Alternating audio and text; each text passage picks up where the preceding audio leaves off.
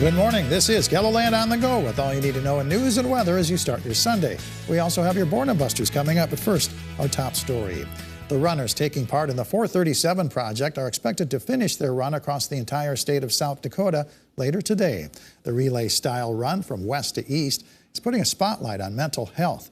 The runners have been receiving support from many communities along the way.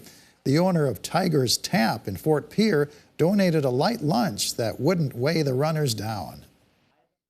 We like to cook cheeseburgers, and I thought, well, you really don't want to eat a cheeseburger while you're running, so we narrowed it down to just a turkey bacon ranch wrap and some cookies and a bag of chips. The 437 project's mission is personal to Kevin Tiger. He's lost friends to suicide and wants to let others know who may be struggling emotionally that he is just a phone call away. Now, the runners are expected to complete their trek across the state when they arrive at the Levitt Shell in downtown Sioux Falls this afternoon. KELOLAND's Dan Santella has been traveling with the group. He'll file his next report tonight on KELOLAND Weekend News. Another event promoting mental health awareness took place in Sioux Falls Saturday. The Out of the Darkness Walk was hosted by the American Foundation for Suicide Prevention. So if someone has cancer or someone has leukemia, they get a lot of backing, if you will, for them. Suicide and mental health illness also needs to be addressed the same as physical health, and so we are trying to bring that awareness forward. Walkers also wore beads with different colors representing their connection to suicide. People in the Whittier neighborhood of Northeast Sioux Falls forged closer bonds over the dinner table last night. This free meal served at Wesley United Methodist Church was part of the First Fruits Harvest Festival.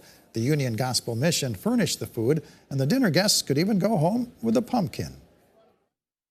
What is something that could really impact the community and what could bring everybody together in unity, not just the people off of 8th Street and not just the homeless shelters, but the neighborhoods. And so they said, what can unite people better than food? The Harvest Festival also included information about free resources offered by nonprofits to help families in need. Severe weather over the weekend brought tornadoes to parts of eastern South Dakota. A tornado touched down in a rural area near Bruce in northern Brookings County on Saturday. A tornado was also reported southwest of Clear Lake in southern Dual County. There's no word on any serious damage from the storm. Let's take our first look at the forecast now with meteorologist Adam Rutt in the Storm Center. Good morning, Adam. Good morning, Perry, and good morning, everybody. We do have some rain to talk about today, but of a scattered nature and nothing like what we had yesterday with severe thunderstorms, heavy rain, and even those confirmed funnel clouds and tornadoes. Here's a view from our downtown camera. There's the Levitt at the center part of your screen, 58 with a variable breeze at 7 miles per hour from the airport. And I mentioned we did have several reports yesterday of severe weather, including 2 funnel cloud reports, one in Lake County as well as in Brookings County. Then Dual County, we had that confirmed tornado report just south of Watertown as well. But we're not going to be seeing that today. A few isolated thunderstorms, that's not out of the question, though, especially to the northeast.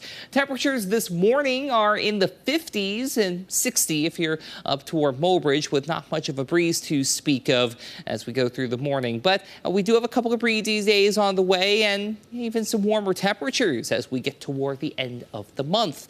We'll talk about all of that coming up in your extended forecast. All right, thank you very much, Adam. Well, area bikers will be doing their part to try to erase the school lunch debt in Sioux Falls and in Sioux City. A memorial ride will take place today in honor of a fellow biker named Gunner who died this past spring of congenital heart failure. Gunner always said he wanted to erase the school lunch debt for kids. The ride will start and end at Rack City Billiards. Registration starts at noon and the ride begins at 2. There will also be raffle drawings and plenty of food.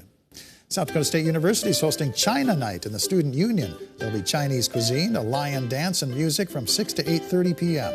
This is a celebration of the Mid-Autumn Festival, one of the most important holidays in Chinese culture. The Ruth Lutheran Women's Missionary League Guild at Zion Lutheran Church in Sioux Falls is hosting a Bake, Book, and Honey sale.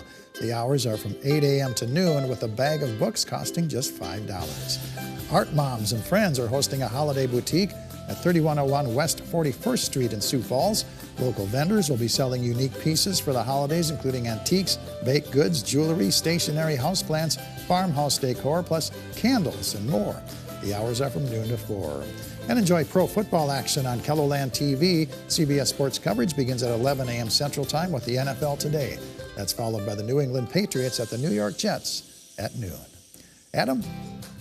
Well, satellite and radar is going to stay pretty quiet as we go through the day, especially if you're West River to the east. However, it is going to be a different story as we do have an area of low pressure to our north that really isn't moving out of here with much urgency. As a result, especially if you're in eastern and northeastern KELOLAND, we do have the chance for some scattered showers, and even an isolated thunderstorm or two cannot be ruled out. You can already see that pinwheel effect this morning from Mobridge to Mitchell and to Huron, and even toward Madison as well. There's our area of low pressure. It's basically situated over Fargo, and until we can get a forcing mechanism to push this out even further, we're going to be dealing with those scattered showers, especially East River and to the northeast. So here's Futurecast. So you can see, again, the occasional shower and thunderstorm pinwheeling through as we go through the afternoon and into the evening. The severe threat at best is low.